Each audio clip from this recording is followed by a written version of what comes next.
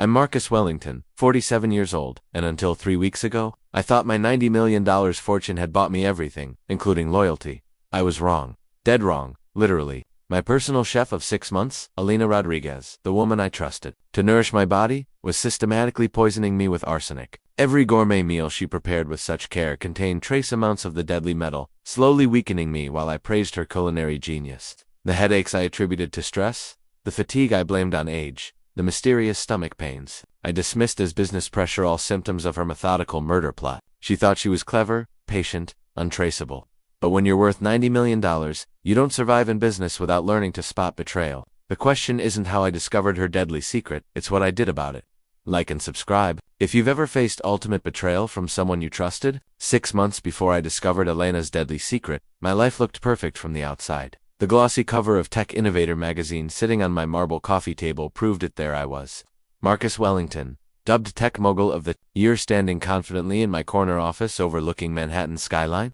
The article called me a visionary who transformed cloud computing, but what they didn't mention was how utterly alone I was. My penthouse on the 47th floor of Trump Tower was a testament to success and isolation. Floor-toozling windows offered breathtaking views, while the interior screamed wealthy Italian marble floors, custom furniture worth more than most people's homes, and a kitchen that would make any chef weep with envy. Yet I rarely used it. Takeout containers and microwaved meals were my reality, scattered across my mahogany desk between conference calls and board meetings. The irony wasn't lost on me. I'd built a tech empire worth $90 million, revolutionizing how Fortune 500 companies managed their data, but I couldn't manage my own basic needs. My typical day started at 5 a.m. with energy drinks and ended at midnight with whatever restaurant would deliver at that hour. My assistant Patricia had mentioned countless times that I needed proper nutrition, especially after my last physical showed concerning cholesterol levels and elevated blood pressure. That's when I decided to hire a personal chef. Not just any chef, I wanted someone exceptional. Someone who could transform my relationship with food while accommodating my demanding schedule. I wasn't looking for a cook. I needed a culinary artist who understood that presentation mattered as much as taste, someone who could prepare healthy meals that didn't sacrifice flavor. The decision felt practical, even necessary. I was approaching 50, and my body was showing signs of the abuse I'd inflicted through years of neglect. My doctor, Dr. Reeves, had been blunt during my last visit. Marcus, your lifestyle is unsustainable. You're heading toward a heart attack or stroke before you're 55 if you don't make changes.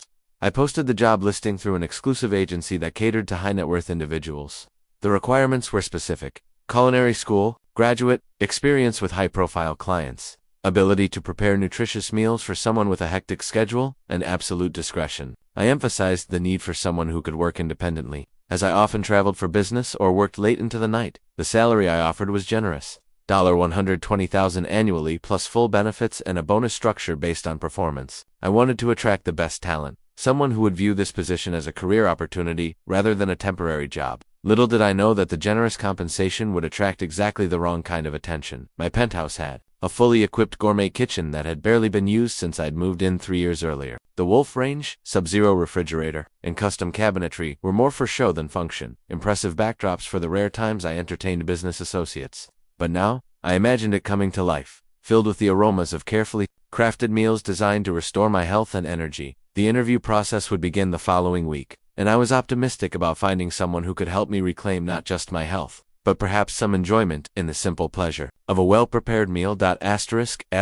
Elena Rodriguez walked into my life with the confidence of someone who knew exactly what she was doing. When she arrived for the interview that Tuesday morning, I was immediately impressed by her professionalism. She wore a crisp white chef's coat over black slacks, her dark hair pulled back in a neat bun, and carried a leather portfolio that looked expensive and well-maintained. "Mr. Wellington," she said, extending a firm handshake, "I'm Elena Rodriguez. Thank you for considering me for this position." Her resume was impeccable. Culinary Institute of America graduate, 5 years at La Bernardine, 3 years as sous chef at Daniel, and most recently, 2 years as a private chef for the Steinberg family. Old money Manhattan socialites I'd heard of but never met. Her references were glowing, particularly from Mrs. Steinberg, who had written that Elena was absolutely irreplaceable, and that they were devastated to lose her due to their relocation to London.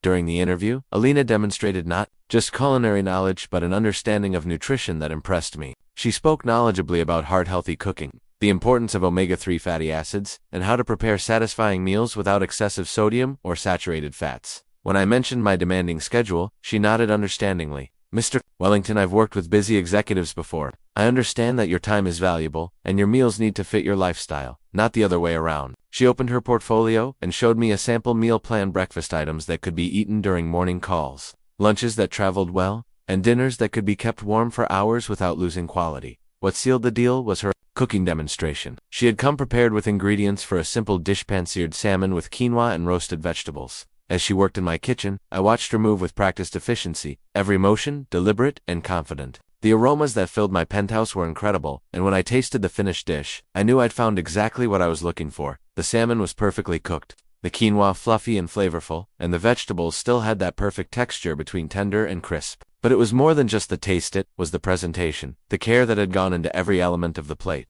This wasn't just food, it was art that happened to be nutritious. Elena, this is exceptional, I told her honestly. When can you start? Immediately, if you'd like, she replied with a smile that seemed genuinely pleased. I believe in taking care of the people I work for, Mr. Wellington. Your health and satisfaction are my priorities. We agreed on the terms quickly. She would work Monday through Friday, preparing breakfast and dinner, with lunch options available. When I was working from home, she would do all the grocery shopping, maintain the kitchen, and even suggested implementing a meal tracking system to monitor how different foods affected my energy levels and overall well-being. Elena started the following Monday, and from day one, she was everything I'd hoped for and more. She arrived promptly at 7 a.m., already having planned the day's meals based on my schedule that Patricia had sent her. My breakfast was ready when I needed it, perfectly portioned and beautifully presented. The first meal she prepared was steel-cut oats with fresh berries and almonds, accompanied by a green smoothie that actually tasted good. She had somehow managed to make healthy food delicious, and I found myself looking forward to meals for the first time in years. I've taken the liberty of stocking your pantry with some specialty ingredients,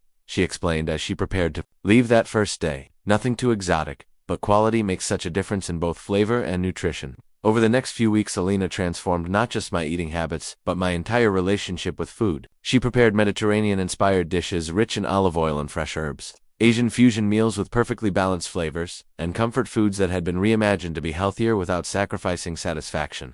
Every meal was a revelation. More importantly, I began to feel better. My energy levels improved, I was sleeping more soundly, and even my skin looked healthier. Dr. Reeves would be pleased with my progress at my next physical. Elena was discreet, professional, and seemed genuinely invested in my well-being. She never overstepped boundaries, respected my privacy, and maintained the perfect balance of being available when needed without being intrusive. I thought I had found the perfect employee, someone who would help me achieve the healthy lifestyle I'd been seeking for years. I had no idea that with each carefully prepared meal, each thoughtfully presented plate, she was slowly killing me. The changes started so subtly that I initially attributed them to stress. About 3 weeks after Elena began working for me, I noticed occasional headaches that seemed to come out of nowhere. They weren't severe, just a dull ache that would settle behind my eyes during afternoon meetings. I chalked it up to the new quarterly projections and the pressure of the Hartwell Industries acquisition I was negotiating. Then came the fatigue. Despite eating better than I had in years and maintaining my usual 7 hours of sleep, I found myself exhausted by mid-afternoon. During conference calls, I'd catch myself struggling to concentrate, my mind feeling foggy in a way that was completely foreign to me. I'd built my career on mental sharpness, on being the smartest person in the room, but suddenly, I felt like I was operating through a haze. Elena noticed before I said anything. "Mr. Wellington, you seem tired lately," she observed. One morning as she set down my breakfast: perfectly poached eggs on avocado toast with a side of fresh fruit. "Perhaps we should adjust your nutrition plan. Sometimes the body needs different support during stressful periods." Her concern seemed genuine, and I appreciated that she was paying attention to my well-being. "It's probably just work," I told her, but privately I was becoming worried. This wasn't normal stress fatigue. This was something else entirely. The stomach issues began in the second month. At first it was just occasional nausea, usually in the evenings after dinner. I assumed it was my body adjusting to eating regular, substantial meals after years of erratic fast food consumption. But the nausea became more frequent, sometimes accompanied by cramping that would wake me in the middle of the night. I made an appointment with Dr. Reeves, expecting him to tell me that my body was simply adjusting to better nutrition. Instead, he ran a comprehensive blood panel and suggested I might be developing an ulcer due to work stress. "Your cortisol levels are elevated," he explained, reviewing my test results, "and your red blood cell count is slightly low. Nothing alarming, but it suggests your body is under some kind of stress. Are you taking any new medications or supplements?" I told him about Elena and the dietary changes, and he nodded approvingly. "That's excellent, Marcus. Proper nutrition should help, not hurt. Let's see how you feel in a month, and if these symptoms persist, we'll dig deeper." Meanwhile, Elena continued to excel in her role. Her meals became even more elaborate and delicious, as if she sensed my health concerns and was determined to prove that nutrition was the answer. She prepared anti-inflammatory dishes rich in turmeric and ginger, iron-rich meals with grass-fed beef and leafy greens, and what she called healing broths that were supposed to support digestive health. I've been researching foods that support executive function, she told me one evening, as she served a beautiful plate of herb-crusted chicken with roasted root vegetables. This meal contains ingredients specifically chosen to combat mental fatigue and support cognitive clarity. I was touched by her dedication and noticed that she had begun staying later, sometimes cleaning up after dinner and preparing the next day's breakfast ingredients. Her commitment to my well-being seemed absolute, and I gave her a substantial bonus after her first 2 months, along with a glowing recommendation letter she could use for future positions. But my condition continued to deteriorate. The headaches became more frequent and intense, often accompanied by a metallic taste in my mouth that I couldn't explain. My hands occasionally trembled during important presentations, something that had never happened before in my 20-year career. I found myself making small mistakes, forgetting names of longtime clients, missing details in contracts that I would have caught immediately in the past. Patricia noticed the changes to Mr. Wellington. "You seem different lately," she said, carefully one afternoon, after I'd struggled through a presentation to potential investors. "Perhaps you should see Dr. Reeves again, or maybe take a vacation." The word vacation would normally have made me laugh. I hadn't taken a real break in 5 years, but the suggestion actually sounded appealing, which scared me more than anything else. My drive and ambition had always been constants in my life, but now I found myself daydreaming about sleeping for days. Elena continued to be the bright spot in my declining health. She never seemed annoyed when I barely touched meals that I knew had taken her hours to prepare. Instead, she'd ask thoughtful questions about my preferences and adjust accordingly. "Perhaps your stomach is sensitive to certain spices," she suggested after I'd pushed away another beautifully prepared dinner. "I'll focus on simpler preparations for a while. Give your digestive system a chance to reset." By the 4th month, I was visiting Dr. Reeves monthly. My blood work showed continued concerning trends: lower red blood cell counts, elevated liver enzymes, and what he described as systemic inflammation markers. He referred me to a gastroenterologist who found nothing conclusive, and then to a neurologist who suggested stress management and prescribed medication for the headaches. No one suspected poisoning. Why would they? I was a successful businessman eating chef-prepared meals in my own home, not someone who would be exposed to toxins. The symptoms were vague enough to be attributed to stress, poor sleep, or any number of modern ailments that plague executives. Elena adapted her cooking once again, this time focusing on what she called gentle nutrition. Simple, easily digestible foods that wouldn't tax my apparently sensitive system. Poached fish, steamed vegetables, plain rice, and clear broths became staples. I was grateful for her flexibility and told her so. "Your health is my priority, Mr. Wellington," she replied with what seemed like genuine concern. "We'll figure this out together." I trusted her completely. After all, she was the one person working hardest to help me feel better, adjusting her cooking, researching nutritional solutions, and showing genuine care for my well-being. It never occurred to me that the person I trusted most was the source of my suffering. The revelation came from paranoia, not suspicion. By month 5, my health had deteriorated to the point where I was convinced someone was trying to sabotage my business. My mental clarity issues were affecting major deals, and I'd made several uncharacteristic errors that had cost my company significant money. The Hartwell Industries acquisition had fallen through partly because I'd missed crucial details in their financial disclosures, details I should have caught immediately. "Marcus, I'm worried about you," Patricia said after I'd snapped at her for the 3rd time that week. "Maybe you should consider taking a leave of absence. This isn't like you." But I was convinced that corporate espionage was involved. Someone had to be targeting me, trying to weaken my position before a major acquisition or hostile takeover. It was the only explanation that made sense for my sudden cognitive decline. I contacted a security firm that specialized in protecting high-net-worth individuals from corporate espionage. Within days, they had installed state-of-the-art surveillance equipment throughout my penthouse, cameras so small and well-concealed that even I forgot they were there. The system recorded everything, storing footage on encrypted servers that only I could access. "We're covering all the basics," explained Tom Martinez, the lead security consultant. "Office bugs, phone taps, computer monitoring. If someone's trying to get to you, we'll catch them." I expected to find evidence of corporate espionage, maybe someone bribing my cleaning staff or planting listening devices. What I discovered was infinitely worse. It was a Tuesday evening, and I was reviewing the day's footage on my laptop while Elena prepared dinner in the kitchen. I'd been fast-forwarding through most of the recordings, looking for suspicious activity, when something made me stop and rewind. Elena was at the stove, preparing what looked like her signature herb-crusted salmon, but her movements seemed odd. I watched more carefully as she worked. Everything appeared normal until she moved to the spice rack. She selected several containers, but then she reached behind the olive oil bottles and retrieved something else, a small, unmarked glass vial that definitely wasn't part of my kitchen inventory. My blood went cold as I watched her carefully measure out a small amount of white powder from the vial and sprinkle it over the salmon before adding the herb crust. She was meticulous, measuring the amount with what looked like a tiny spoon, then quickly returning the vial to its hiding place behind the oil bottles. I rewound the footage and watched again, my hands shaking. There was no mistaking what I was seeing. Elena was deliberately adding some unknown substance to my food, something she kept hidden and measured carefully. The realization hit me like a physical blow. Someone was poisoning me, and it wasn't a corporate rival. It was Elena. My first instinct was denial. There had to be another explanation. Maybe it was a special supplement, something she thought would help my health issues. But the secretive way she handled the vial, the careful measurement, the immediate concealment afterward, this wasn't someone adding a beneficial supplement. This was someone who knew she was doing something wrong. I went back through several days of footage, fast-forwarding to Elena's cooking sessions. Once I knew what to look for, I saw it repeatedly. The small vial appeared in nearly every meal preparation, sometimes for breakfast, always for dinner. The amount varied slightly, but it was always there, always hidden from view, always added with the same secretive care.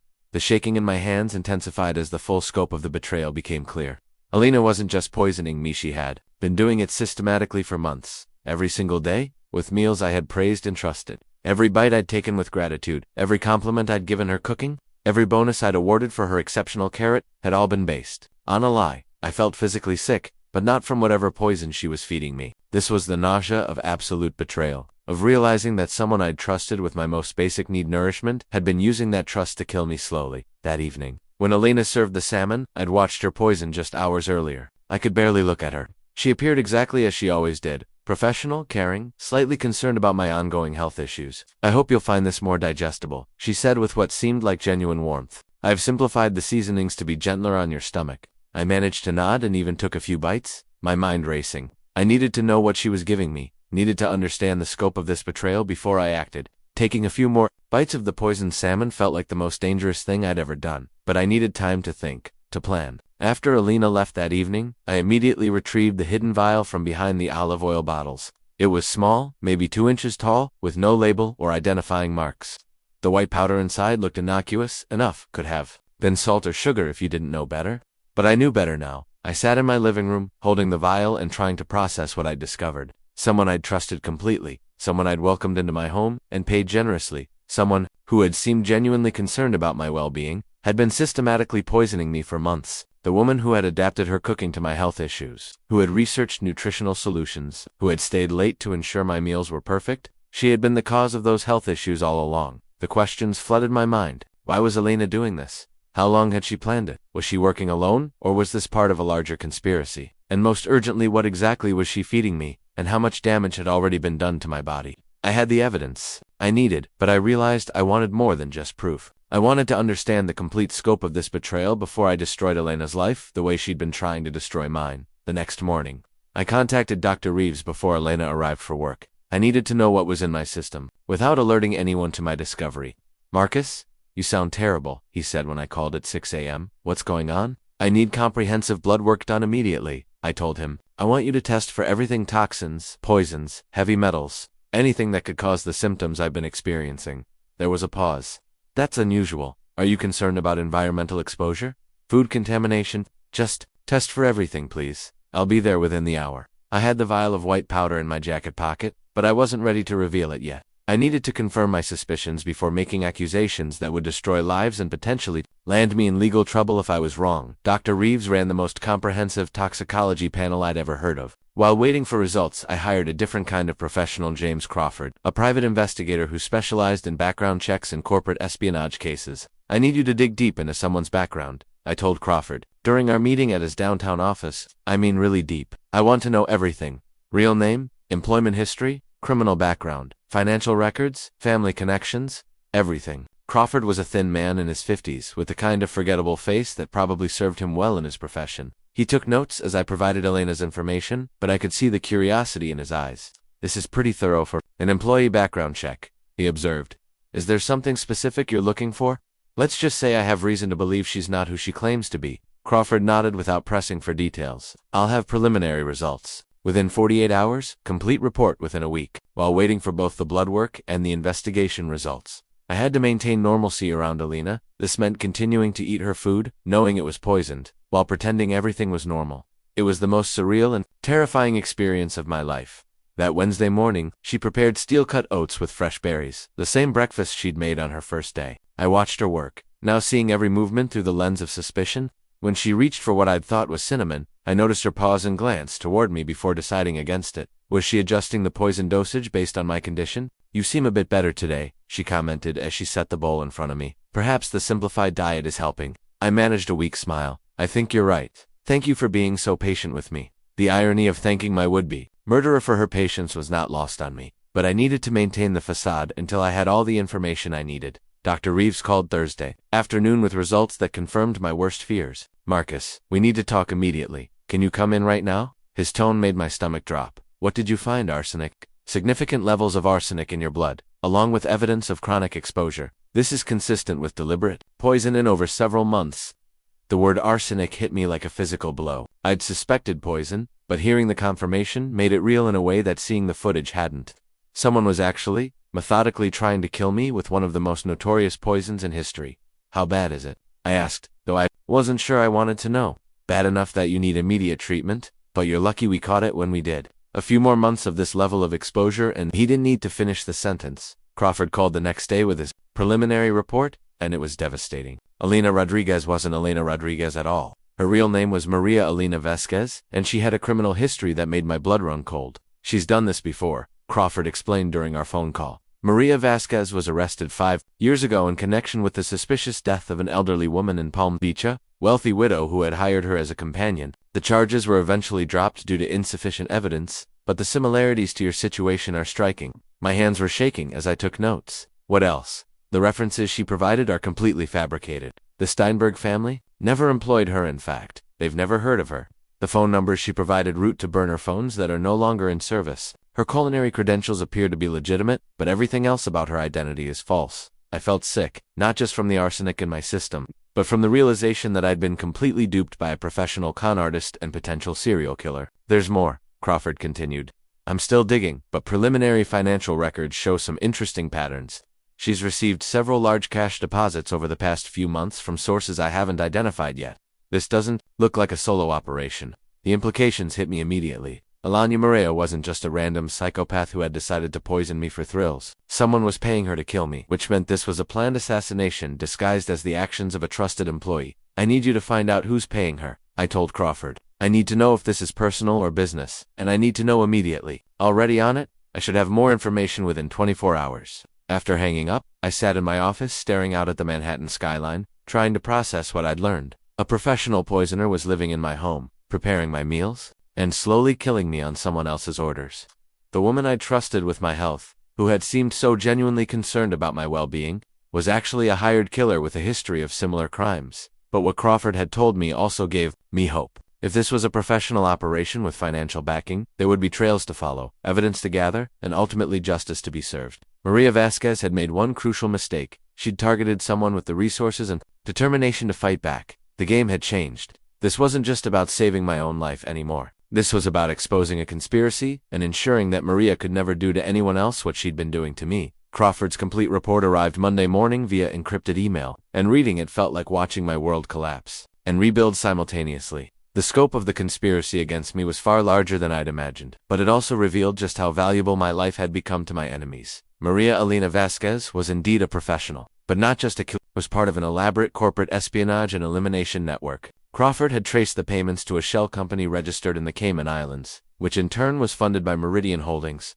a private equity firm I'd been competing with for several major acquisitions over the past 2 years. This is about the cloud tech merger, I realized as I read through the financial connections. Meridian had lost a $2.3 billion deal to my company 6 months ago, right around the time Elena had been hired. The timing wasn't coincidental. But the most chilling discovery was Maria's personal journal, which Crawford had somehow managed to access through her laptop computer. Reading her detailed plans was like looking into the mind of a calculating predator who viewed murder as just another business transaction. Asterisk. The journal entries were methodical and cold. Day 15. Subject showing initial symptoms, headaches and fatigue consistent with early-stage arsenic exposure. Maintaining dose at 0.3 milligrams daily. mixed primarily with dinner preparations. Subject trusts completely and complements cooking regularly. Day 32, increased dose to 0.5 milligrams due to subject's apparent tolerance. Symptoms progressing: nausea, cognitive decline, tremors, doctor visits increasing but no suspicion of poisoning. Subject believes issues are related. Day 58, subject's business performance declining noticeably. Assistant mentioned missed details in contracts. This is exactly what Meridian wanted. Incapacitation before elimination. Bonus payment received. Asterisk day 73. May need to accelerate timeline. Subject seeming more suspicious lately, asking questions about dietary changes. Prepared higher dose for tonight's meal in case quick elimination becomes necessary. The clinical detachment in her writing was perhaps more terrifying than overt malice would have been. She documented my suffering like a scientist recording lab results, noting my physical decline with the same objectivity she might use to describe the weather. But it was the final entries that revealed the true scope of the plot. Meridian contact confirmed timeline acceleration. CloudTech merger vote scheduled for next month, and they need subject eliminated before that. Final payment of $500,000 upon completion. Have prepared lethal dose. Subject won't survive weekend if administered Friday evening. Will arrange to be elsewhere when body is discovered. My hands were shaking as I finished reading. Maria had been planning to kill me this coming Friday, just 4 days away. The woman who had been slowly poisoning me for months was preparing to finish the job, collect her payment, and disappear while Meridian Holdings swept in to claim the CloudTech deal and the chaos following my death. The realization that I was days away from being murdered in my own home by someone I'd trusted completely was almost paralyzing. But anger quickly replaced fear. These people had underestimated me, and that mistake was going to cost them everything. I called Dr. Reeves immediately to begin chelation therapy for the arsenic poisoning. The treatment would help remove the heavy metals from my system, but it would take time I might not have if Maria decided to accelerate her timeline even further. How quickly can we reverse the effects? I asked during my emergency appointment. The good news is that we caught it relatively early. Dr. Reeves explained as he prepared the IV for my first chelation treatment. You'll start feeling better within days, and most of the cognitive effects should reverse completely. But Marcus, you need to tell me how this happened. Arsenic poisoning doesn't occur accidentally. I couldn't tell him the truth yet. I had everything in place to expose the entire conspiracy. I'm handling it, I assured him. Just focus on getting this poison out of my system. Meanwhile, Crawford was working to trace Meridian Holdings' connections to the broader business community. What we discovered was a pattern of suspicious deaths and accidents, involving entrepreneurs and executives who had competed with companies later acquired by Meridian. They're not just targeting you, Crawford explained during our secure phone call. I've identified at least 3 other cases in the past 5 years where Meridian competitors died under suspicious circumstances shortly before major deals. We're looking at a systematic elimination network. The scope of the criminal enterprise was staggering. Meridian wasn't just a private equity firm, they were using murder as a business strategy, eliminating competition through hired killers like Maria. My case wasn't personal. It was simply another transaction in their portfolio of assassinations. But they had made one crucial error. They'd chosen to target someone with the resources, connections, and determination to fight back. I wasn't just going to expose Maria. I was going to bring down the entire network. That evening, as Maria prepared what I now knew was intended to be one of my final meals, I watched her work with new eyes. She moved with the same efficiency and apparent care she'd always shown, but now I could see the calculation behind every gesture. When she reached for the hidden vial of arsenic, I felt not fear but cold determination. This looks wonderful, I told her as she set down the herb-crusted chicken that I knew contained enough poison to seriously harm me. You've really outdone yourself. I wanted tonight's meal to be special, she replied with what appeared to be genuine warmth. What she meant, I now understood, was that she wanted it to be memorable, because in her mind, I wouldn't be alive much longer to remember it. I took a few small bites, enough to maintain the illusion, then claimed fatigue and retired early. Maria seemed pleased by my apparent weakness, probably interpreting it as evidence that her poison was having the desired effect. But while she thought she was watching her victim deteriorate, I was actually planning the destruction of everything she and her employers had built. By Friday, the day she planned to kill me, I would be ready to turn the tables completely. The hunter was about to become the hunted. Tuesday morning brought a medical crisis that I hadn't anticipated. Despite beginning chelation therapy, the cumulative effects of months of arsenic poisoning hit me like a freight train. I woke up with severe abdominal cramping, violent nausea, and a metallic taste so strong it felt like I was chewing on pennies. When I tried to stand, my legs gave out completely. The room spun violently, and I barely made it to the bathroom before vomiting blood. That's when I knew I was in serious trouble, more serious than Dr. Reeves had initially indicated. I managed to call 911 before collapsing on my bedroom floor. The next thing I remember clearly was waking up in Mount Sinai Hospital with Dr. Reeves, standing over my bed, his face grave with concern. Marcus, You were in acute arsenic toxicity, he explained, once I was fully conscious. Your liver and kidneys were starting to shut down. We've got you on aggressive chelation therapy now, but it was close to close. The irony wasn't lost on me that Maria's attempt to kill me slowly had nearly succeeded just as I was preparing to expose her. My body had reached its breaking point at the worst possible moment. How long do I need to stay here? I asked, though speaking felt like swallowing glass. At least 48 hours for monitoring, possibly longer, depending on how you respond to treatment. That meant I'd be in the hospital when Maria expected to deliver her final, lethal dose. From her perspective, my sudden hospitalization might look like the arsenic was finally doing its job. I realized this could actually work to my advantage. She might get overconfident, thinking her work was nearly done. Patricia arrived within an hour, looking more worried than I'd ever seen her. The doctors won't tell me much, but they mentioned poisoning. Marcus, what's going on? I made a decision that felt both terrifying and liberating. Patricia, I need you to listen carefully and not interrupt. What I'm about to tell you will sound impossible, but I have proof of everything. Over the next 30 minutes, I told her everything: Elena's real identity, the surveillance footage, the corporate conspiracy, Maria's journal entries, everything. Patricia's face went through a range of emotions: disbelief, horror, anger, and finally, grim determination.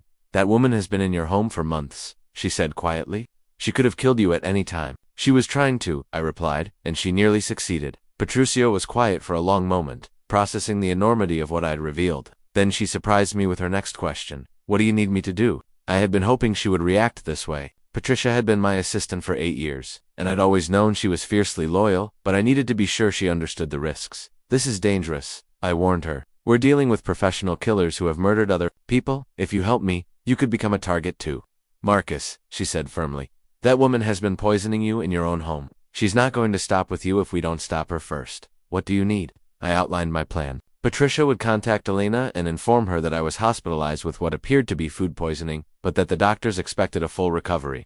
This would hopefully prompt Maria to visit the hospital, where I could confront her with surveillance, recording our conversation. I want her confession on tape, I explained, not just for the police, but for the federal investigation into Meridian Holdings. We need to expose the entire network. Patricia nodded grimly. And if she doesn't confess, she will, because I'm going to tell her exactly what I know. And she realized that cooperation is her only chance of avoiding a life sentence. That afternoon, Patricia called Maria as planned from my hospital bed. I listened to Patricia's side of the conversation, watching her face for any sign of how Maria was reacting. Elena, I'm calling about Mr. Wellington. Yes, he's been hospitalized. The doctors think it might be food poisoning, but they're running more tests. He's stable, but they want to keep him for observation. Patricia paused, listening, then looked at me with raised eyebrows. She's asking a lot of questions about his condition and what the doctors have said. She sounds concerned. Of course she was concerned. Maria was probably panicking, wondering if the doctors had discovered the arsenic, wondering if her carefully planned murder was about to be exposed. Tell her I'd like to see her, I instructed Patricia. Tell her I'm worried about something I ate at home and want to discuss my diet with her. Patricia relayed the message, then covered the phone. She says she'll be here within the hour. As we waited, I reviewed my strategy. I had copies of the surveillance footage on my laptop, printouts of Crawford's investigation, and Maria's own journal entries. The evidence was overwhelming, but I needed her confession to tie everything together for the federal prosecutors who would eventually take this case. More importantly, I needed to know if she was working with anyone else. If there were other threats I hadn't identified yet. Maria was just the weapon. I needed to expose the entire conspiracy. When Maria arrived at the hospital, she looked exactly as I'd always seen her: professional, concerned, carrying a small basket of what appeared to be homemade items for my recovery. If I hadn't known the truth, I would have been touched by her apparent devotion. Mr. Wellington, you look terrible, she said, approaching my bed with what seemed like genuine worry. The doctors think it's food poisoning, but that's impossible. I'm so careful with food safety. Sit down, Maria, I said quietly. We need to talk. Her reaction to hearing her real name was everything I'd hoped for. The mask of concerned employee slipped completely, replaced by the cold calculation I'd seen in her journal entries. For the first time since I'd known her, I was seeing the real Maria Elena Vasquez. I don't know what you think you know, she said carefully, but I know everything. I interrupted, reaching for my laptop. I know about Meridian Holdings, about the $500,000 payment, about your plan to kill me this Friday. I know about the elderly woman in Palm Beach and the other executives who died when Meridian needed them gone. Maria's face went completely white. She glanced toward the door, probably calculating whether she could run, but I could see the realization dawning that it was too late for escape. The question isn't whether you're going to prison, I continued. The question is whether you're going to help me bring down Meridian Holdings, or whether you're going to take the fall for everything they've done. Maria's confession in that hospital room exceeded even my expectations.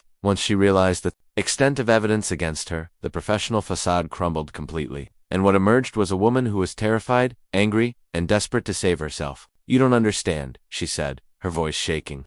"Meridian doesn't just hire people like me, they own us. They have insurance policies that make sure we never talk." "What kind of insurance policies?" I pressed, though I suspected I already knew. "They know where my sister lives in Phoenix. They know about my nephew's school schedule, my mother's nursing home in Miami. If I betray them, those people die. That's how this works." I felt a chill that had nothing to do with my medical condition. Meridian Holdings wasn't just eliminating business competitors. They were running a comprehensive criminal organization with tentacles reaching into multiple lives. "But if we bring them down completely," I suggested, "your family becomes safe." Again, Maria looked at me with something that might have been hope. "You really think that's possible? These people have killed federal investigators before." The scope of the conspiracy was becoming clearer. We weren't just dealing with corporate assassination, we were dealing with an organization that had infiltrated multiple levels of government and law enforcement. "I have resources they don't expect," I told her, "and I have something else. I'm still alive when I should be dead. That gives us an advantage they can't plan for." Over the next hour, Maria laid out the entire operation. Meridian Holdings operated through a network of shell companies, each specializing in different types of problem solving. Some handled corporate espionage, others managed financial manipulation, and a select few like the one that employed Maria handled permanent solutions. "They're planning something bigger than just your death," Maria revealed. "The merger is just the beginning. Meridian has a list of 12 executives they want eliminated over the next 6 months. You were supposed to be the test case for a new approach: death by apparent natural causes from chronic illness." My blood ran cold. 12 people, 12 companies they want to acquire or neutralize. The arsenic poisoning was supposed to be undetectable, designed to look like stress-related illness in hyper-sure executives. If it worked with you, they were going to expand the program nationwide. I realized I wasn't just fighting for my own life, I was potentially the only thing standing between Meridian Holdings and a systematic murder campaign targeting the business community. "I need you to help me set a trap," I told Maria, "something that will expose the entire network and protect your family at the same time." "What did you have in mind?" I outlined my plan. Maria would return to my penthouse and continue playing her role, but with a crucial difference: she would be wearing a wire and gathering evidence of Meridian's broader operations. At the same time, federal investigators I was planning to contact would monitor the situation and prepare to move against the entire network. "They're expecting you to complete the job this Friday," I reminded her. "When you don't, they'll want to know why. That's when we'll have them." Maria looked terrified but determined. "If this goes wrong, we're both dead. You understand that, right? If we don't try, you continue being their slave, and 12 innocent people die. Those aren't acceptable options." I discharged myself from the hospital against Dr. Reeves' strong recommendations Thursday morning. The chelation therapy had helped. Significantly, my thinking was clearer, and the physical symptoms were manageable, but I was still far from fully recovered. However, I needed to be home for the final phase of the operation. Maria returned to my penthouse that afternoon, her behavior noticeably different now that we were allies instead of victim and predator. She moved around my kitchen with the same efficiency, but there was tension in her movements that hadn't been there before. "They're expecting a status report tonight," she told me as she prepared what would appear to be a normal dinner. "Am I supposed to confirm that you'll be dead by tomorrow evening? What will you tell them? That everything is proceeding as planned?" "But Marcus, once I do that, there's no turning back. They'll expect proof of your death by Saturday morning." I had contacted Crawford earlier, asking him to arrange a meeting with federal law enforcement. What I hadn't expected was how quickly they would respond, or how interested they would be in what I had to offer. "We've been investigating Meridian Holdings for 2 years," explained Special Agent Sarah Chen when she arrived at my penthouse that evening. "But they're careful. We've never been able to get inside their operation before." Agent Chen was accompanied by Agent Mike Rodriguez from the FBI's Organized Crime Unit. Both agents seemed genuinely excited about the opportunity to finally penetrate Meridian's network. "What you're proposing is extremely dangerous," Agent Rodriguez warned. "If they suspect Maria is cooperating, they won't hesitate to eliminate both of you immediately." "They're planning to eliminate me anyway," I pointed out. "This way, at least, we have a chance to stop them." We spent 3 hours planning the operation. Maria would make contact with her Meridian handler as scheduled, confirming that I would be dead by Friday evening. Meanwhile, federal agents would be positioned around my building, ready to move when Meridian sent someone to verify my death. "The key is getting them to incriminate themselves," Agent Chen explained as she fitted Maria with a nearly invisible recording device. "We need them to explicitly discuss the murders, the network, and the broader conspiracy." Maria's hands were shaking as she prepared to make the call to her handler. "What if they can tell I'm nervous?" "You're supposed to be nervous," I reminded her. "You're about to commit murder. Anyone would be nervous."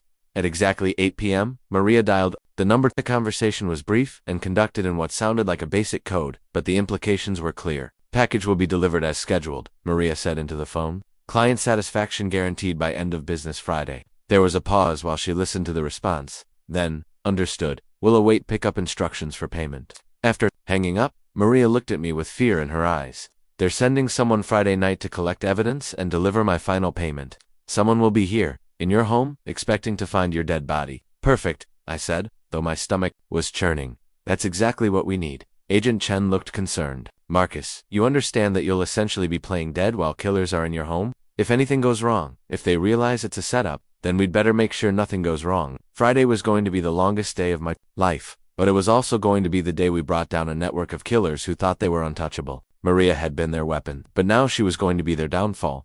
Friday morning arrived with the kind of nervous energy that comes from knowing your life is about to change forever. I woke up in my own bed, surrounded by federal agents. In adjacent apartments, and Maria preparing what was supposed to be my final breakfast in the kitchen. The surreal nature of the situation wasn't lost on me, who I was voluntarily participating in my own fake murder. Agent Chen had positioned herself in the apartment directly above mine, with a full surveillance setup that could monitor every room in my penthouse. Agent Rodriguez was in the building's security office. Having convinced the guards that he was conducting a routine inspection of their systems, 3 additional agents were stationed in unmarked vehicles around the building, ready to move when Meridian's people arrived. How are you feeling? Maria asked, as she set down what appeared to be perfectly normal scrambled eggs and toast. For the benefit of any surveillance Meridian might have on my apartment, she had to maintain her role as the concerned chef right up until the end. Better than yesterday, I replied, playing my part as the unsuspecting victim. I think your cooking is finally getting me back to normal. The irony of the statement hung between us. Maria's cooking had been anything but normal, and getting back to normal would require months of continued medical treatment to fully reverse the arsenic damage. Throughout the morning, I maintained my usual routine conference calls, email, reviewing financial reports, while mentally preparing for what was to come. The plan called for Maria to prepare an elaborate final dinner, one that would supposedly contain enough arsenic to kill me within hours. Instead, the meal would be perfectly safe, and I would stage my death using techniques the FBI had taught me. The key is making it look natural, Agent Chen had explained during our final briefing. Arsenic poisoning causes specific symptoms: convulsions, difficulty breathing, loss of consciousness. You'll need to simulate these convincingly enough that when their people arrive, they believe you're actually dead. The thought of lying motionless while killers examined my body was terrifying, but it was the only way to get the evidence we needed to expose the entire network. At 3 p.m., Maria received the call we'd been expecting. I watched her face as she listened to instructions from her handler, noting the way her expression tightened with each passing moment. They're moving up the timeline, she told me after hanging up. Someone will be here at 8 p.m. to verify completion and collect evidence for Meridian. I'm supposed to have you dead by 7 p.m. The acceleration created new complications. We'd planned for a late-night operation, but having Meridian's people arrive during normal evening hours meant greater risk of witnesses and complications. Are you ready for this? Agent Chen asked through the concealed communication device I was wearing. As ready as I'll ever be, I replied quietly. At 5 p.m., Maria began preparing the final meal: crusted salmon with roasted vegetables and rice pilaf. To any observer, it looked exactly like the kind of elaborate dinner she'd been preparing for months. The difference was that this time, instead of adding arsenic, she carefully measured out a harmless white powder that would create the visual effect of seasoning without actually poisoning me. I keep expecting to wake up from this nightmare, Maria confided as she worked. 6 months ago, I thought I was just taking a job that paid well. I never imagined it would lead to this. How did they recruit you? I asked, genuinely curious about how someone becomes a professional assassin.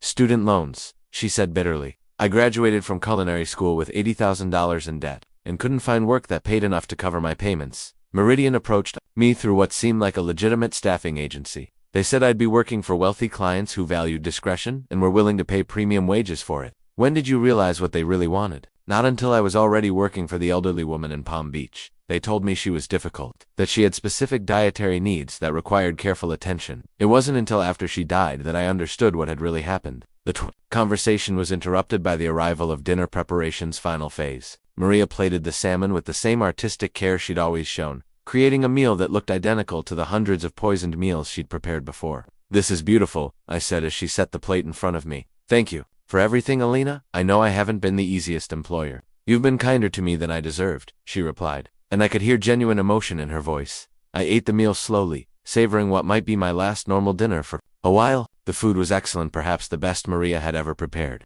which made sense since she was no longer focused on hiding the taste of poison. At 6:45 p.m., I excused myself to use the bathroom, where Agent Chen's voice came through my earpiece. Time to begin the performance. Marcus, Maria will start the charade in 10 minutes. I returned to the dining room and sat down heavily in my chair, beginning to simulate the early stages of arsenic poisoning. I'm feeling dizzy, I told Maria, allowing my voice to sound confused and worried. Perhaps you should lie down, she suggested, her voice carrying just the right amount of concern for anyone who might be listening. Over the next 15 minutes, I escalated the performance, clutching my stomach, stumbling when I tried to walk, complaining of nausea and a metallic taste. Maria played her part perfectly, suggesting I call a doctor while secretly knowing that help wouldn't come in time. At 7:15 p.m., I collapsed on my living room floor, convulsing briefly before going still. Maria checked my pulse and breathing, confirming what anyone watching would expect, that Marcus Wellington had finally succumbed to months of careful poisoning. Target down, she whispered, knowing that Meridian would be monitoring our communications. Now came the hardest part, lying motionless on my own floor,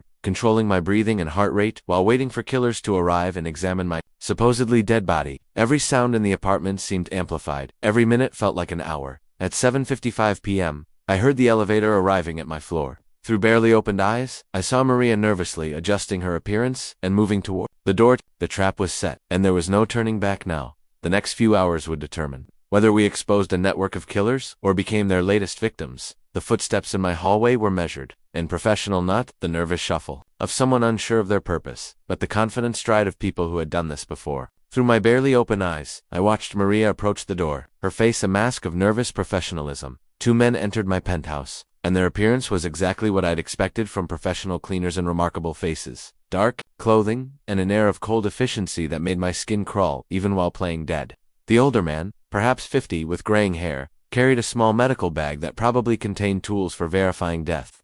The younger man, athletic, built with calculating eyes, immediately began photographing the scene with a high-end camera. Status report, the older man said to Maria without preamble. Complete as of 7:15 p.m., Maria replied, her voice steady despite what I knew was overwhelming fear. Subject consumed final dose at approximately 6:30. Symptoms progressed rapidly: convulsions, respiratory distress, then cardiac arrest. The older man approached my motionless form and knelt beside me. I focused every ounce of concentration on remaining perfectly still as he checked my pulse, lifted my eyelids to examine my pupils, and even held a small mirror near my mouth to check for breathing. The FBI had taught me techniques for slowing my heart rate and controlling my breathing, but having a professional killer examine me for signs of life was the most terrifying experience of my life. Pulse is absent, pupils are fixed and dilated. No respiratory activity, he announced clinically. Time of death confirmed at approximately 7:15 p.m. Cause appears consistent with acute arsenic toxicity. He opened his medical bag and withdrew what looked like a portable testing device. We need tissue samples for confirmation. My heart nearly stopped for real. The FBI hadn't prepared me for the possibility that they would want to take samples from my body. I had to remain motionless, while this man prepared to cut into me with a scalpel. Is that really necessary? Maria asked, and I could hear the panic she was trying to suppress. Standard protocol, the older man replied. Meridian requires biological confirmation for high-value targets. I felt the cold touch of metal against my arm as he prepared to take a skin sample. This was the moment when our carefully planned operation could collapse completely. If he detected any sign of life, if my arm felt too warm, if I involuntarily flinched, that's when Agent Chen's voice crackled through the building's fire alarm system, a contingency we'd planned for exactly this scenario. Attention residents, this is a fire department drill. Please evacuate the building immediately through the nearest stairwell. The alarm system's blaring created enough chaos and distraction that the older man paused his examination. We need to accelerate this, he told his partner. Building evacuation complicates extraction. Instead of taking tissue samples, he satisfied himself with additional photographs of my body from multiple angles, documenting what appeared to be clear evidence of death by arsenic poisoning. The younger man was systematically photographing every room of my apartment, creating a comprehensive record of the scene. Package the remaining materials, the older man instructed Maria. Meridian wants any unused substances and documentation destroyed. I watched through barely open eyes as Maria retrieved the hidden vial of arsenic from behind the olive oil bottles. Along with several other items I hadn't known existed, additional poison containers, what looked like dosage charts, and a second journal that documented her activities in even greater detail than the one Crawford had discovered. Your payment, the older man said, handing Maria a thick envelope. Bonus included for successful completion ahead of schedule. What about the CloudTech merger? Maria asked. Mr. Wellington's death will create complications for Meridian's acquisition timeline. That's not your concern, the the younger man replied. Coldly, your assignment is complete. New instructions will follow within the week. My blood chilled. They were already planning Maria's next assignment. Another innocent victim who would suffer the same slow, agonizing death I'd barely escaped. Actually, the older man continued, there's been a change in protocol. Meridian is concerned about operational security. Too many loose ends recently. I saw Maria's face change as she realized what he was implying. What kind of change?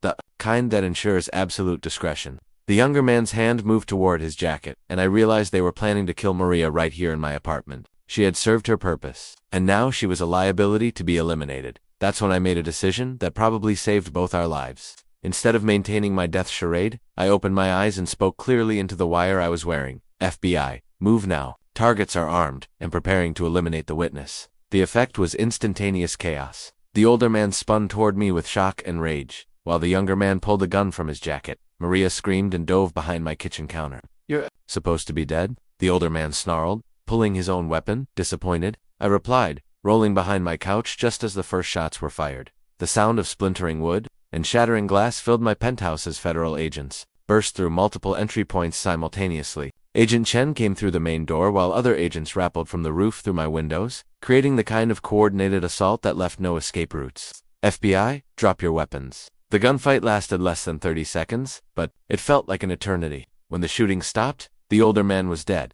the younger man was wounded and in custody, and Maria was alive but traumatized behind my kitchen counter. Are you hit? Agent Chen asked as she helped me to my feet. No, but I think I just lost my security deposit, I replied, looking around my destroyed penthouse. The immediate threat was over, but as I watched paramedics treating the wounded suspect, and crime scene investigators documenting evidence, I realized this was just the beginning. We had captured 2 operatives and gathered crucial evidence. But Meridian Holdings was a much larger organization with resources and connections we were only beginning to understand. What happens now? I asked Agent Rodriguez. Now we use what we've learned tonight to bring down the entire network, he replied grimly, and we hope they don't have other assets in play that we don't know about yet.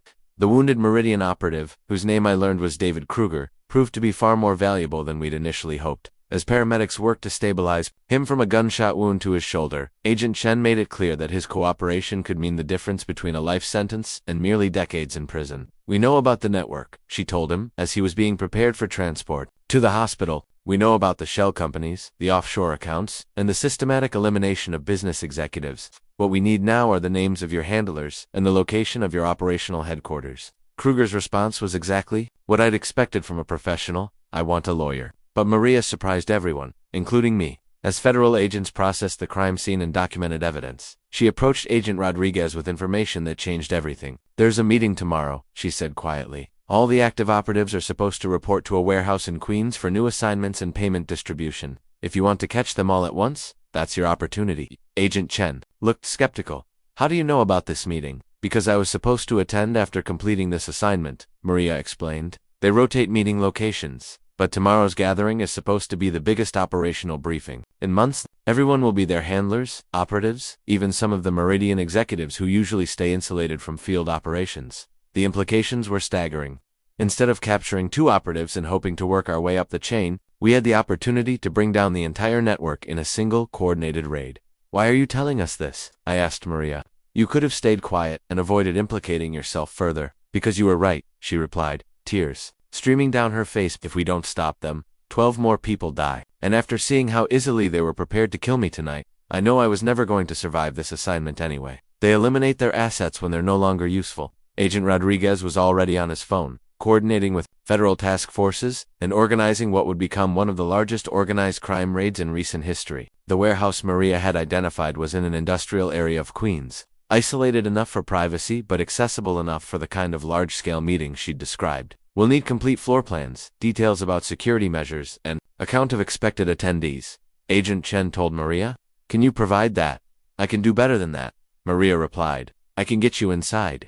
The plan that emerged over the next several hours was audacious and dangerous. Maria would attend the meeting as scheduled, wearing recording equipment and providing real-time intelligence to federal agents positioned around the warehouse. When the meeting reached its peak, when the most people were present and the most incriminating information was being discussed, agents would move in for simultaneous arrests. The risk is enormous, Agent Rodriguez warned me. If they suspect Maria is compromised, if they detect the surveillance equipment, if any part of this operation goes wrong, she'll be killed immediately. I understand the risks, Maria said, firmly. But I also understand that this is the only chance we have to end this completely. As dawn approached, I found myself in the strange position of preparing for a second life-or-death operation in less than 24 hours. The difference was at this time, I wouldn't be directly involved, I would be in a federal command center, watching through surveillance feeds as the woman who had tried to kill me risked her life to bring down the people who had turned her into a weapon. Why are you doing this? I asked Maria, during a quiet moment while agents prepared her equipment. Because for the first time in 2 years, I have a choice, she replied. Meridian took that away from me when they threatened my family. Tonight, you gave it back. The warehouse meeting was scheduled for 2 p.m. Saturday. Maria would arrive as expected, carrying concealed recording devices and a transmitter that would allow federal agents to monitor everything in real time. Hidden cameras had been positioned around the building's perimeter, and tactical teams were stationed within striking distance. Remember, Agent Chen instructed Maria during the final briefing, your primary job is to survive. Gathering evidence is secondary to staying alive. If anything feels wrong, if you sense any suspicion, you abort immediately. As Maria prepared to leave for what could be her final assignment, she approached me with something I hadn't expected: an apology. I know saying I'm sorry doesn't undo what I did to you, she said. I poisoned you for months, made you suffer, nearly killed you. There's no forgiveness for that. You're right, I replied honestly. There isn't forgiveness for attempted murder, but there might be redemption in stopping others from suffering the same fate. I hope so, she said quietly. Because if this goes wrong, at least I'll die knowing I tried to do the right thing at the end. As she walked out of the federal building toward what could be her death, I realized that the woman who had been my would-be killer had become something unexpected: a partner in justice, someone willing to sacrifice everything to ensure that Meridian Holdings' reign of terror ended forever. The next few hours would determine whether we achieved that goal or simply added more names to Meridian's list of casualties. But for the first time since discovering the conspiracy, I felt genuinely hopeful that justice might finally be served. Saturday afternoon couldn't come soon enough, and yet I dreaded every minute that brought us closer to the final confrontation with the network that had tried to destroy my life. The Federal Command Center on Saturday afternoon resembled something from a Hollywood thriller: multiple screens showing surveillance feeds, dozens of agents coordinating tactical positions, and communication equipment connecting teams across 3 states. I sat beside Agent Chen, watching feeds from cameras positioned around the Queen's warehouse where Maria was about to walk into the lion's den. Target approaching the building, reported Agent Martinez from his surveillance position. Single occupant, black sedan, license plate, matches our records. I watched Maria's car pull into the warehouse parking lot, noting the number of other vehicles already present. At least 15 cars were visible, suggesting that this meeting was indeed as significant as she'd indicated. Audio check. Agent Chen spoke into her microphone. Maria's voice came through clearly. Receiving you clearly. Entering the building now. The warehouse appeared to be a legitimate shipping facility from the outside, but the surveillance footage revealed sophisticated security measures: electronic locks, multiple guards, and what appeared to be signal jamming equipment designed to prevent unauthorized recording. They're thorough, Agent Rodriguez observed as we watched Maria pass through what looked like a metal detector. Professional operation, all the way. For the next 20 minutes, we listened to conversations that provided more insight into Meridian Holdings operations than 2 years of previous federal investigation had achieved. The meeting included not just field operatives like Maria, but financial coordinators, intelligence specialists, and most crucially, 3 executives from Meridian's legitimate corporate structure. The Wellington assignment was a prototype, explained a voice we later identified as Thomas Brennan, Vice President of Strategic Acquisitions. Slow elimination designed to appear natural, allowing us to acquire target companies without the market disruption that comes from sudden executive deaths. My hands clenched as I listened to them discuss my attempted murder as if it were a quarterly sales report. Cost analysis shows significant savings over traditional methods, continued another voice. Previous rapid eliminations created unwanted attention from federal investigators. The chronic poisoning approach provides plausible deniability and reduces investigative focus. Agent Chen was taking detailed notes as the corporate conspiracy unfolded and awesome. This is bigger than we thought, she whispered. They're not just eliminating competition, they're industrializing murder as a business strategy. The most chilling revelation came when Brennan outlined their expansion plans. Phase 2 targets include executives from 12 major technology companies. Our research indicates that eliminating these individuals within the next 6 months will create acquisition opportunities worth approximately $50 billion in total corporate value. $50 billion, I repeated quietly. They're planning to murder 12 people for $50 billion. And they would have gotten away with it if your surveillance system hadn't caught Maria in the act. Agent Rodriguez replied grimly. The meeting continued with operational details that made my stomach turn. They discussed recruitment methods for finding new operatives, techniques for avoiding detection, and worst of all, the insurance policies they maintained on operatives' families to ensure loyalty and silence. The Phoenix situation has been resolved, reported someone identified as the network's security coordinator. Subject's sister and nephew are no longer a concern. I saw Maria's reaction through the hidden camera feed, a barely perceptible flinch that suggested she understood exactly what resolve meant in this context. They had killed her sister and nephew to ensure her continued cooperation, a revelation that explained her earlier terror about betraying the organization. Maria's family, I said to Agent Chen.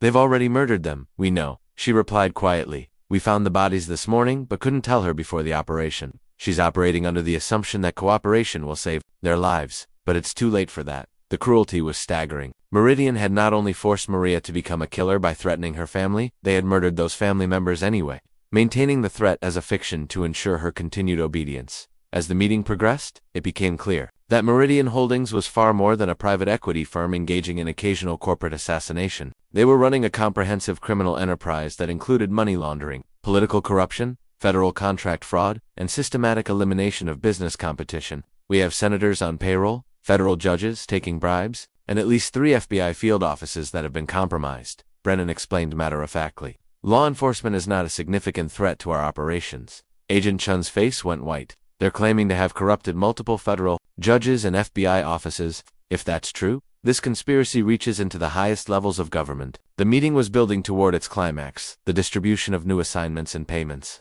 to operatives when something went wrong. One of the guards approached the group and whispered something to Brennan that made his face change immediately. There's been a security breach, Brennan announced. Federal surveillance has been detected around the perimeter. I watched Maria's face on the surveillance feed as every person in the room turned to look at her. The accusation was unspoken but clear. She was the only person present who could have led federal agents to this location. We need to move now. Agent Rodriguez spoke into his radio. They've made Maria as a federal asset. What followed was controlled chaos, as dozens of federal agents moved simultaneously on the warehouse from multiple directions. Through the surveillance feeds, I watched Maria dive for cover as gunfire erupted, saw Meridian operatives attempting to escape through prepared exit routes, and witnessed the arrest of multiple individuals who had been planning mass murder as a business strategy. The raid yielded more evidence than investigators had hoped for. Computer files detailing hundreds of crimes, financial records showing payments to corrupted officials, and most importantly, the complete list of 12 executives targeted for elimination over the next 6 months. But as I watched paramedics loading Maria into an ambulance live but wounded in the crossfire, I realized that exposing the conspiracy was only the beginning. The network we'd uncovered reached into multiple levels of government and business, with connections that would take years to fully unravel. How many people do you think we saved today? I asked Agent Chen as the operation wound down. Directly, 12 executives who won't be murdered in the coming months, she replied. Indirectly, there's no way to calculate how many lives were saved by exposing this network. Justice had been served, but the scope of the corruption we'd uncovered suggested that this was just one tentacle of a much larger criminal enterprise that had infected American business and government at the highest levels. The courtroom was packed on the day of Maria Elena Vasquez's sentencing. 8 months after the warehouse raid that had brought down the Meridian Holdings assassination network, I sat in the front row, having testified extensively during the trials of all the defendants, watching as the woman who had tried to kill me faced justice for her crimes. Maria looked different than she had during those months of slowly poisoning me. The professional confidence was gone, replaced by someone who appeared genuinely remorseful and broken by the magnitude of what she had done. Her cooperation with federal investigators had been complete and invaluable, but it couldn't erase the fact that she had attempted murder. Ms. Vasquez, Judge Catherine Morrison said as Maria stood for sentencing, your cooperation with federal law enforcement has been exceptional. Without your assistance, this court estimates that 12 additional people would have been murdered, and a criminal network worth billions of dollars would have continued operating indefinitely.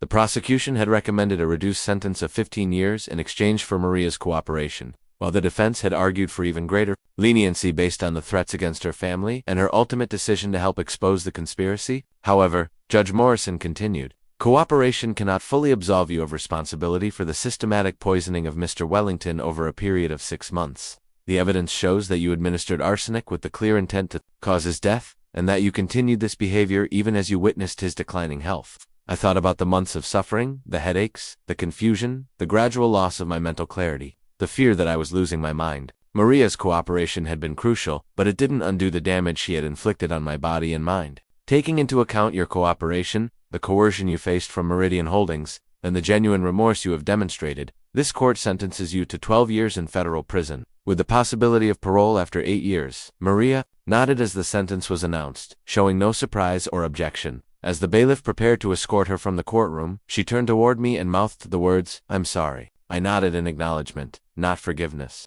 but recognition that she had ultimately chosen to do the right thing.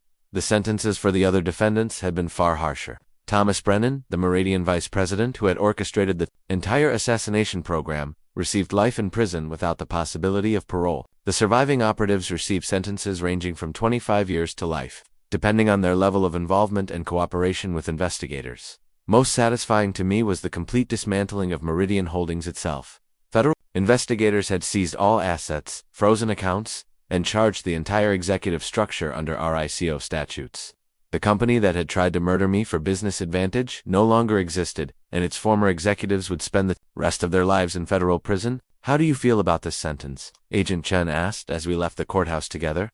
"Justice was served," I replied honestly. "Maria made terrible choices, but she also saved lives by helping us expose the network. 12 years seems appropriate for someone who tried to kill me but ultimately prevented 12 other murders." The broader investigation had revealed the true scope of the conspiracy. Meridian Holdings had been responsible for at least 15 suspicious deaths over the past 5 years, eliminated competition worth more than $100 billion in corporate value, and corrupted dozens of government officials at various levels. 3 federal judges had been arrested and charged with accepting bribes. 2 senators were under investigation for taking payments from Meridian, and an entire FBI field office in Miami had been restructured after investigators discovered systematic corruption that had protected Meridian's operations for years. The case is still expanding. Agent Rodriguez had told me during one of our final interviews, "Every computer file we seized, every financial record we analyze, reveals new connections and new crimes.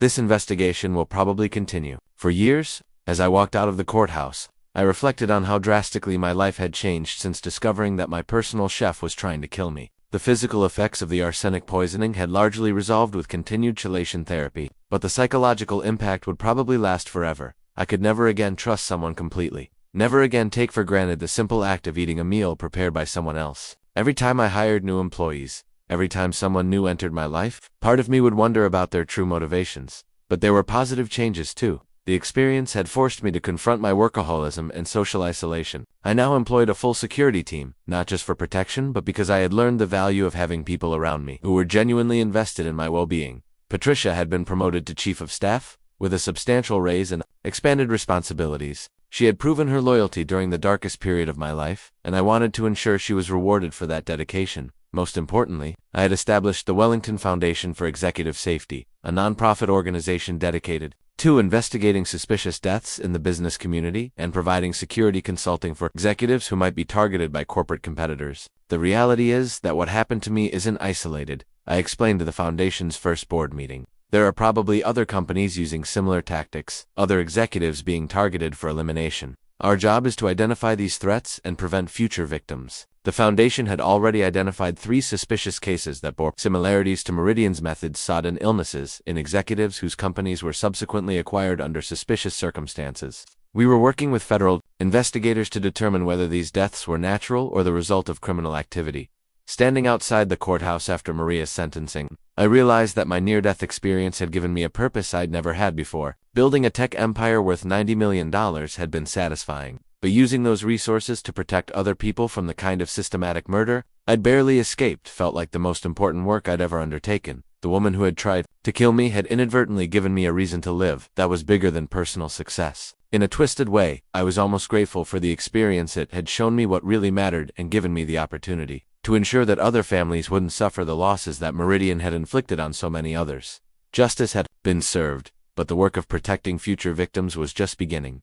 6 months after Maria's sentencing, Agent Chen called with news that both vindicated our investigation and revealed how much deeper the conspiracy ran than we'd initially understood. "Marcus, we need to meet," she said, her voice carrying the kind of tension I'd learned to associate with major developments.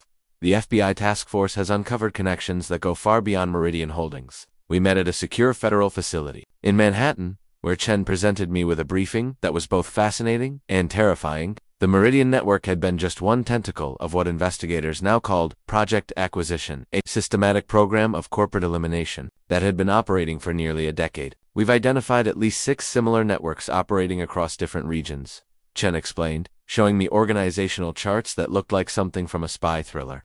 West Coast tech companies, Midwest manufacturing, Southern energy corporations, East Coast finance. They've been systematically eliminating competition in every major industry. The evidence was overwhelming. Financial records showed coordinated payments between multiple shell companies. Communication intercepts revealed a command structure that spanned multiple states. And most damning of all, a central database that contained target lists for hundreds of executives across dozens of industries. The total value of companies acquired through these elimination campaigns exceeds $500 billion.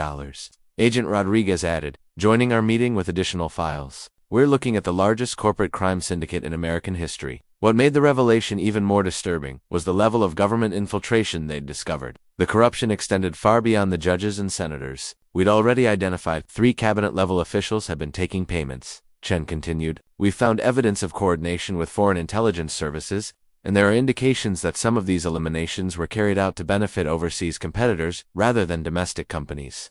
I felt the same chill I'd experienced when first discovering Maria's betrayal, but magnified by the scope of what they were describing. You're telling me that this was essentially economic warfare, with murder as the primary weapon? That's exactly what we're telling you, Rodriguez confirmed. Your case was the key that unlocked everything. Without catching Maria in the act, without her cooperation, we never would have discovered the broader network. The investigation had expanded to include agencies I'd never heard of, specialized federal task forces that dealt with national security threats, international crime, syndicates, and economic espionage. My attempted murder had accidentally exposed what amounted to a shadow war being waged against American business interests. The foreign connections are particularly concerning, Chen explained. We've traced funding sources to state organizations in at least 3 countries that have clear strategic interests in weakening American economic competitiveness. Over the next hour, they showed me evidence that painted a picture of systematic attack on American business leadership. The elimination campaigns weren't random or opportunistic, they were carefully planned operations, designed to transfer control of key industries to foreign entities or their domestic proxies. How many executives do you estimate were murdered? I asked, though I wasn't sure I wanted to know the answer. Conservatively, based on the evidence we've gathered so far, at least 50 over the past decade, Rodriguez replied, but we suspect the actual number is much higher. Many deaths that appeared natural or accidental now look suspicious when viewed as part of this broader pattern. The personal impact hit me as the scope became clear. I hadn't just been targeted by a greedy private equity firm, I'd been caught in the crosshairs of what amounted to economic warfare against the United States. What happens now? I asked. Now we dismantle the entire network, Chen said with grim determination. But it's going to take years, maybe decades. The connections run so deep that every arrest leads to 10 new leads. Every financial record reveals 5 new shell companies. She handed me a document marked with security classifications I'd never seen before. We're asking you to consider expanding your foundation's role. The expertise you've developed, the resources you can bring to bear, could be crucial in identifying and protecting future targets. I read through the proposal, which essentially asked me to become a private contractor working with federal law enforcement to combat corporate assassination networks. The Wellington Foundation would receive federal funding and support to investigate suspicious executive deaths, provide security consulting to potential targets, and assist in the broader investigation of economic espionage. You want me to become a professional target protector, I summarized. We want you to help us save lives, Rodriguez replied simply. You understand these networks better than anyone because you survived their attack. Your perspective could be the difference between catching them and letting them continue operating. As I considered the proposal, I realized that my near-death experience had led to something. I'd never expected a second career dedicated to protecting other people from the kind of systematic elimination I'd barely escaped. There's one more thing, Chen added. The executives on Meridian's target list, the 12 people who would have been murdered if we hadn't stopped them, they've formed an informal network of their own. They're calling themselves the Meridian 12, and they want to meet with you.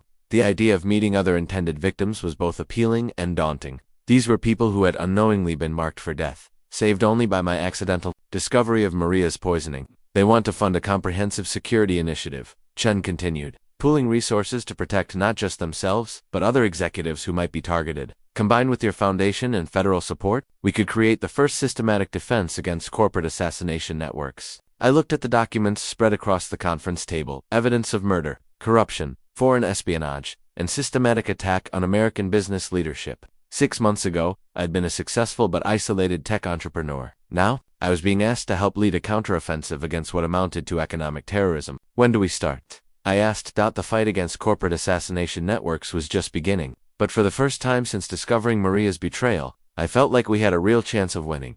1 year after Maria's sentencing, I sat In Dr. Reeves' office receiving what would be my final medical evaluation related to the arsenic poisoning, the chelation therapy had been successful beyond our initial hopes, and my latest blood work showed no trace of heavy metal contamination. Physically, you've made a complete recovery, Dr. Reeves announced, reviewing my test results. Liver function is normal, kidney function is excellent, and your neurological responses show no residual damage from the arsenic exposure. The physical healing had been remarkable, but the psychological recovery had taken much longer.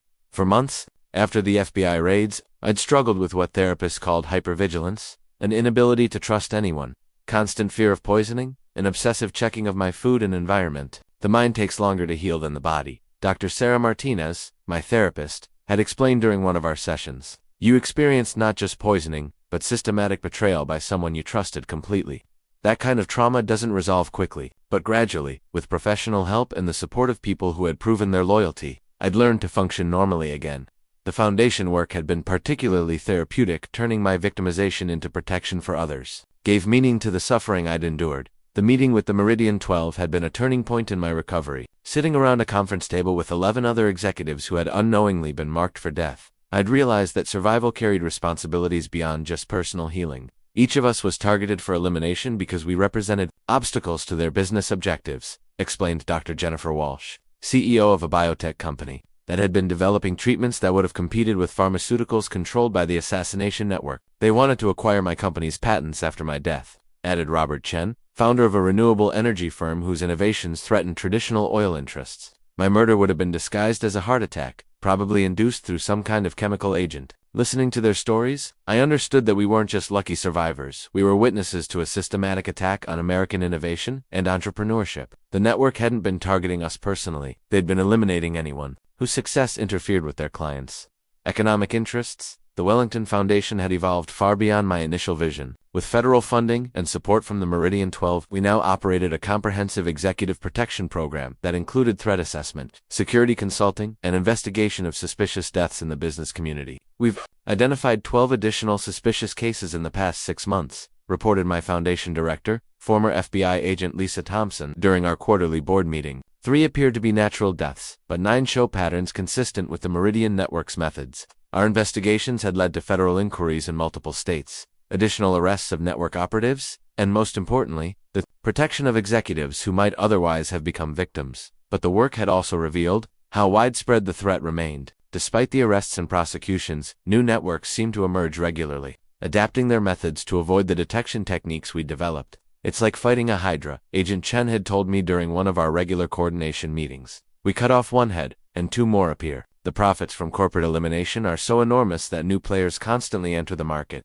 My personal life had stabilized considerably since the early days of recovery. I'd learned to trust again, though more carefully than before. My security team had become more than just protection. They'd become friends who understood the unique challenges of living under potential threat. Patricia had been instrumental in helping me rebuild normal relationships. You can't spend your life suspicious of everyone, she'd reminded me during one of my particularly paranoid periods. That would mean Maria and her employers won and destroyed your ability to trust, even after they were defeated. I'd also developed unexpected relationships with other survivors of assassination attempts. The corporate victim community was small but tight-knit, bound together by shared experiences that few others could understand. The irony is that trying to kill us actually made us more effective, observed Thomas Bradley, a software entrepreneur, whose attempted poisoning had been discovered just weeks after my own case became public. Now we're coordinating our efforts, sharing intelligence, and building defenses they never anticipated.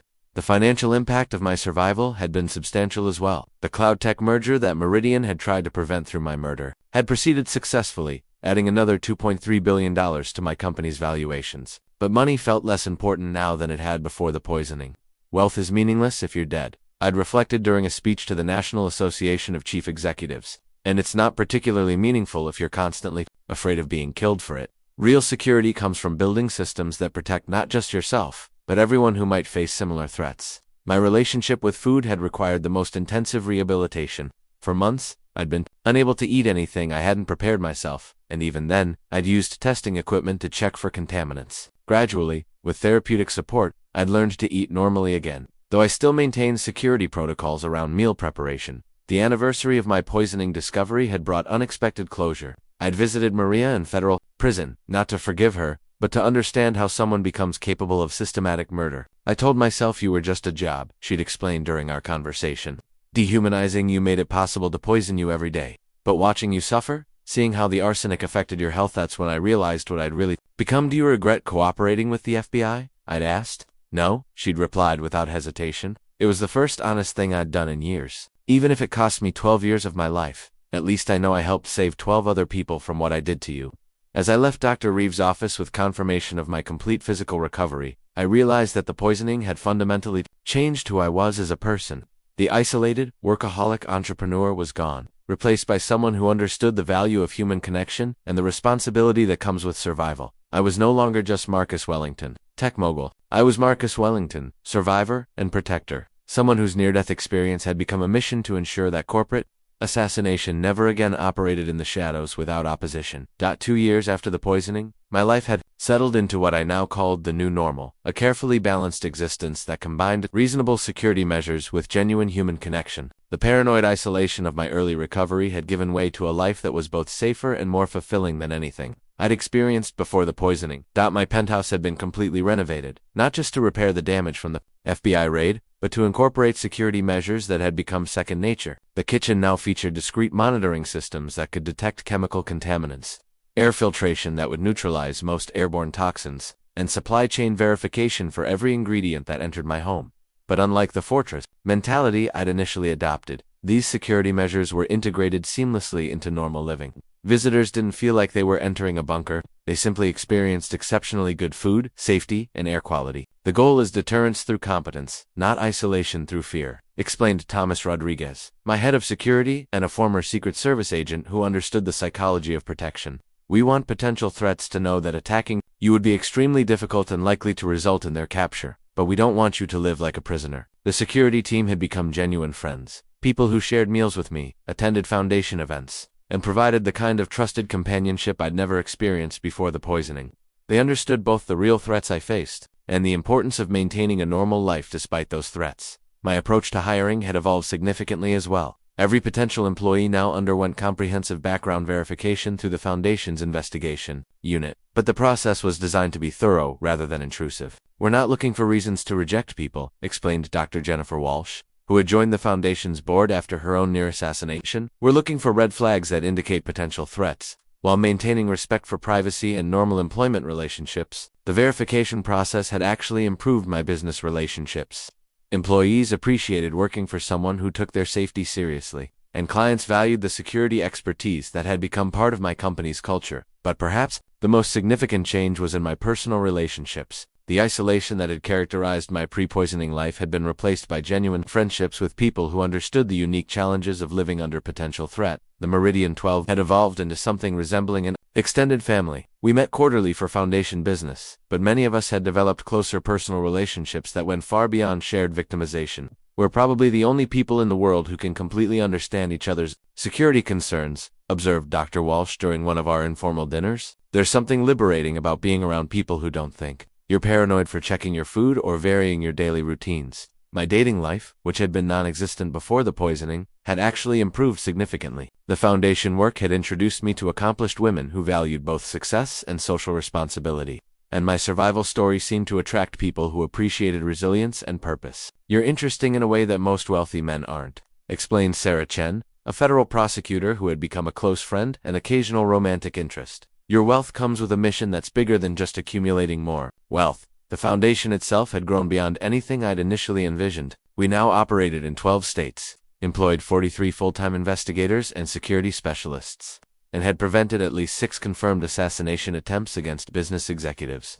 The network effect has been remarkable, reported Lisa Thompson during our annual board meeting. As more executives adopt our security protocols and investigation methods, the entire business community becomes more resistant to elimination campaigns. Our success had led to unexpected opportunities for expansion. The Department of Homeland Security had contracted with the Foundation to develop threat assessment protocols for protecting business infrastructure, and several foreign governments had requested assistance in combating similar networks in their countries.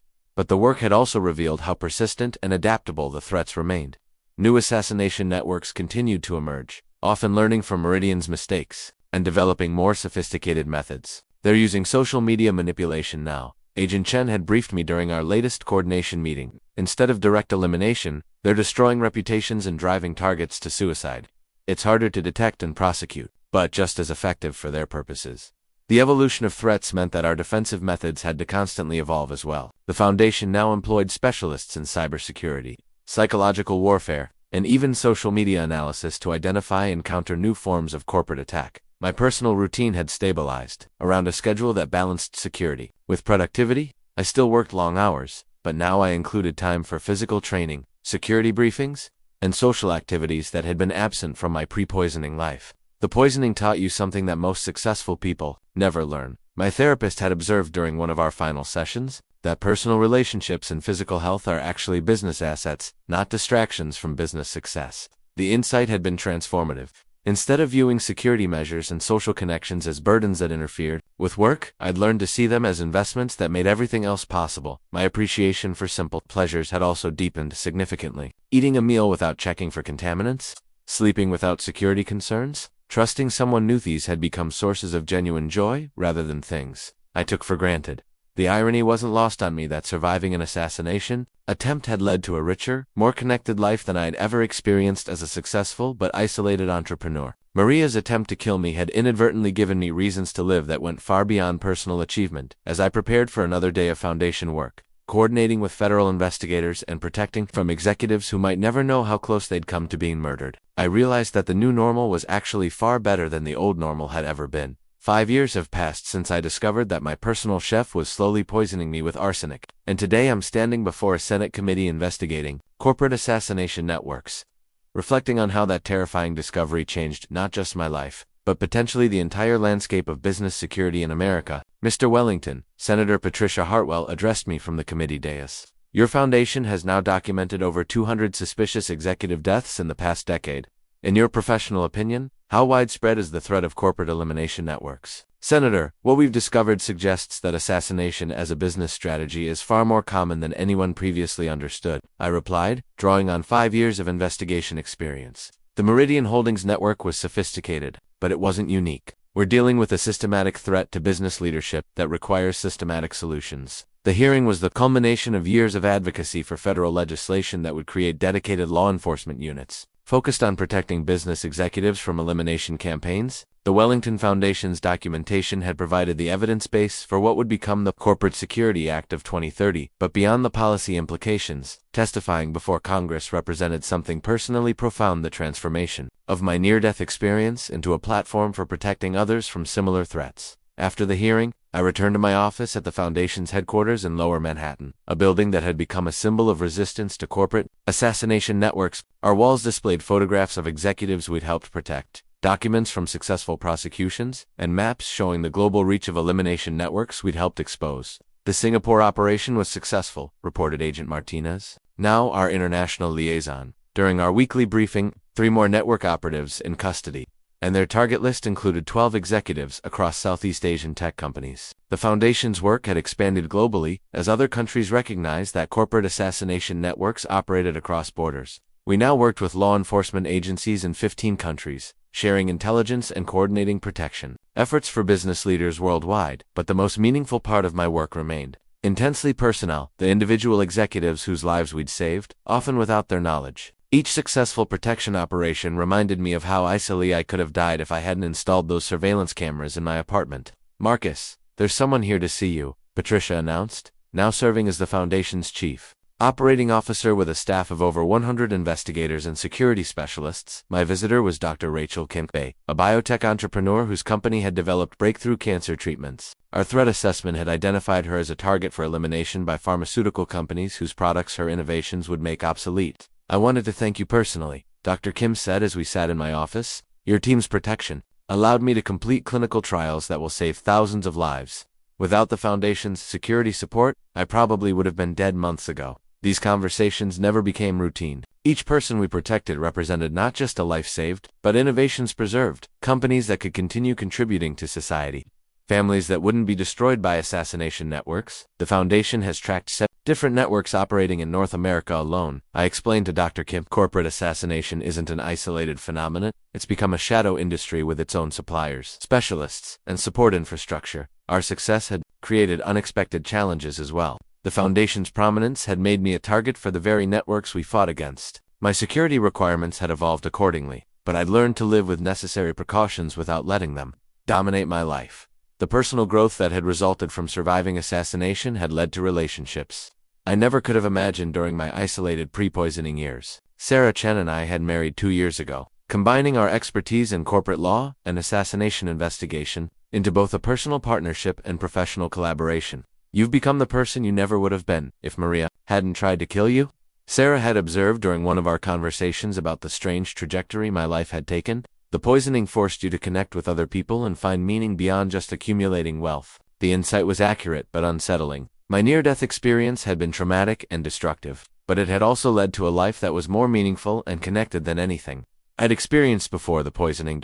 Maria herself had been released on parole after serving 8 years of her sentence. To my surprise, she had contacted the foundation upon her release, offering to work as a consultant, helping us understand assassination network recruitment and operational methods. I can never undo what I did to you, she had written in her letter, requesting a meeting, but I can help ensure that other people like me don't get recruited into networks that turn ordinary people into killers. The meeting had been difficult but ultimately productive. Maria's insights into network psychology and recruitment methods had enhanced our ability to identify and disrupt assassination operations before they could target victims. Redemption isn't about forgiveness, I had told her during our conversation. It's about using your experience to prevent similar harm to others. As I prepared to leave the office this evening, I reflected on the strange trajectory that had brought me from isolated tech entrepreneur to leader of a global movement against corporate assassination. The foundation now operated with an annual budget of $50 million, employed security specialists and investigators across multiple countries, and had documented success in protecting hundreds of executives from elimination attempts.